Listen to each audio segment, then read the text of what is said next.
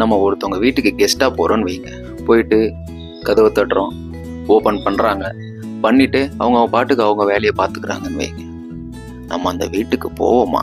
இல்லை அப்படியே போனாலும் ரொம்ப நேரம் தான் தங்குவோமா? தெரியாதனமா வந்துட்டோம்னான்ட்டு உடனே யூட்டர்னு இல்லைன்னா சண்டையை போட்டுருவோம்.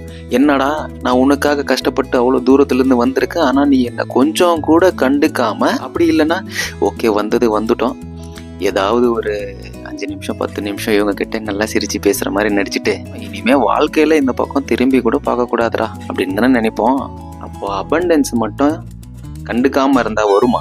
வெயிட் பண்ணிட்டு இருக்கிற அபண்டன்ஸை எவ்வளோ நாளா கண்டுக்காம விட்டு வச்சிருக்கீங்க? ரிசீவிங் மோடுக்கு போயிடுங்க, வெல்கம் பண்ணுங்க. இங்கிலீஷ்ல ஒன்று சொல்லுவாங்க, have an attitude of gratitude. Gratitude is the doorway for the abundance. Gratitude, அந்த ஒரு வெல்கமிங், அந்த ஒரு வார்ம் ஜாய், இதுதான் நம்மளோட ஸ்டேட் ஆஃப் பீயிங்காகவே இருக்கணும். அதுதான் அபண்டன்ஸ் நம்ம லைஃப்ல என்டர் ஆக வைக்கிறதுக்கான ஒரு வழி.